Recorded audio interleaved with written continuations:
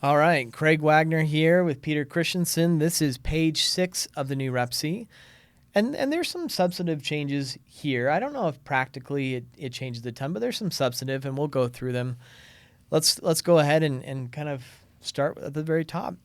Section 16, authority of signers.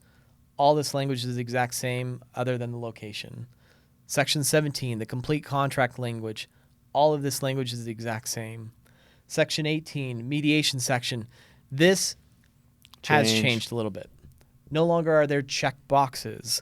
So the default language is may at the option of the parties. Yep. Still can mediate. I would encourage mediation, but now if you want to make mediation mandatory, you're going to need to do it very conspicuously through an addendum. I'm interested to see if anyone notices this change, and if 8 years from now, whenever we get around to updating this again, if there will be a suggested putting back of the check boxes. Or a swing of the pendulum to saying shall. Be default. Yeah, I don't know. We'll see. I don't know. It's like not very many people have an opinion about this period, but the people who do have a really strong opinion. Yeah. So fair. We'll see where this goes. That's what I told when we ran through this before. This one's near and dear to my heart because I was a brand new attorney in 2007, and we were redoing the REPC back then. And this was kind of the only thing I really had a lot of experience in that early in my career. And so I felt like I contributed as a brand new rookie attorney at the UAR and with that checkbox. Oh. And it's taken out. My life's work is undone. It's not really that dramatic, but. Well, Section 19, default section. This language is the exact same, and most of these remedies are going to be pre-closing remedies, to be frank. Section 20, the attorney's fees and costs and governing law section. This language is the exact same. Section 21, the no assignment clause. This is going to look very similar, but it is a little more robust. There's some added language about things added. Permissible transfers, which permissible transfers, those were already allowed, right? So if I'm a buyer and I'm transferring my interest to an LLC or something that I own or have an interest in, I could already do that under the previous version of the REPC. Correct. This just adds some language because there could be some federal implications or developments over the years that if a buyer is going to do a permissible transfer, buyer shall provide seller with timely notice, and buyer shall be solely responsible for ensuring compliance with all applicable REPC third-party and legal obligations associated with that permissible transfer because it's benefiting the buyer. And so if there's things that they need to be compliant with, then they're the ones that bear the burden of that. And if the seller needs to cooperate that, let's get them timely notice to be able to fulfill that and to actually settle and close with this new buyer, in essence. This just goes along with that theme that we mentioned in a prior video, that it's really clarifying the practice. Yeah. But I like it's good clarification. And then the last sentence, any sort of marketing of the property by the buyer before they own it, it does say that, hey, you need to get the seller's prior written consent. Makes sense. Yeah, seems fair, because sometimes sellers are caught off guard by that, and they're like, wait, I didn't agree to that. And so then you have a fight of whether or not they needed to. Now we've made a decision. No, you need to get that prior written consent. It's nice, too, in rental markets or vacation resort markets where it may be a platform is renting it or advertising it, looking for bookings for short-term rentals. And let's say the buyer says, yeah, I'll keep using the exact same company. There's no need to interrupt while it's under contract to not continue to get future bookings. Well, get permission from the seller to make sure, and then you're good to go. Exactly. 22. Okay. Section 22, this looks more robust, but we don't want to... It is more robust, It is Craig. more robust. I understand. There's a lot of yellow. But, hold on. Section 22, the requirement when it comes to notices, all of those elements are the exact same, right? So the most common notice is going to be a cancellation notice. There's still a requirement that you already are familiar with, that it needs to be in writing, it needs to be signed by the party giving notice, and it needs to be received by the opposing party. But what do you mean by received? Okay.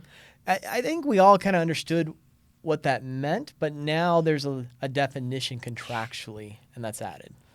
So trying to avoid future litigation of what that means. So Section 22 now defines what receipt means, and it talks about that, if it's physically delivered or if it's electronically sent. And the electronic aspect really mirrors the Electronic Transactions Act under Utah. So it's bringing in what, frankly, probably already applied anyways. Right, and that's, I guess those were my thoughts on this section. Sure. Where it's functioning fine, and this doesn't really change how you're going to do it. It becomes more applicable with the next section, though. There's a reason why there's a definition of receipt, because Section 23, which Section 23 is one of the only sections that did not change a new location. Right? Acceptance is still Section 23, which I'm glad it's there because it's right under notices, because the definition of receipt applies. It lined up nicely. It did. There's a little bit of serendipity that it did. Yeah. But it did. Yeah. No, it did. Section 23, this is how you go under contract. Now, what two elements are required now to go under contract here, Peter? This is one of those things that this is a huge legal change, probably very minor in practice. Yeah. This was really probably being done 99 times out of 100 anyway. However, we had this weird way of accepting the contract. Contracts law says you can dictate how the offer will be accepted in the offer itself. And so I don't know who, when, it predates me, so at least 19 years old. We put signed and communicated as the standard. And, every once in a while someone comes by and says, why is it not received? Why do we not have to give a copy? We can call, we can text, and that puts us under contract. And yes, you could. So this year's committee in the Division of Real Estate and AG's office said, hey, maybe it's time to go to received. And so that's it now. A phone call won't suffice. A text won't suffice unless that text has a copy of the offer in it. So just know that and most of you were doing that anyway. So I don't want to overstate. It's just for the legal aspect. It's a big change from communicate to receive. There's a big difference in that. However, I don't think it will change most of your practices at all. So, but do know you have to have that copy sent over. And if it bounces back undeliverable, doesn't matter that you texted to say, hey, I just sent the offer over. If it bounced back and they never got it, didn't hit their mail server, you got the wrong address, didn't have sufficient data coverage to send that attachment, whatever the case may be, you're not under contract. It's going to clarify really the timing, because they're all date stamped, time stamped when you send over an email or a text. So it might help in that way. And it might help clarify when a buyer's saying, hey, wait a minute. Or I guess a seller or whoever, whichever side you're on when you're accepting the offer or counter offer.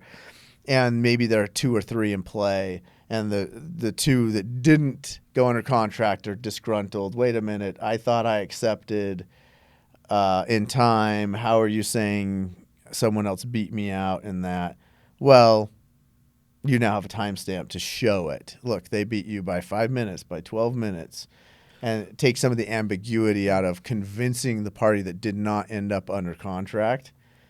So that'll be nice that way. Well, and hopefully in those situations where there's multiple offers, you're using the UAR multiple offer addendum, so that you're not there's still some latitude. But I do think that this is going to be the most relevant in a seller's market, right? Where Sure. you're competing against other buyers, you're going to want to, make it clear. And so again, practicality, I think it's going to be very similar to how you're already functioning.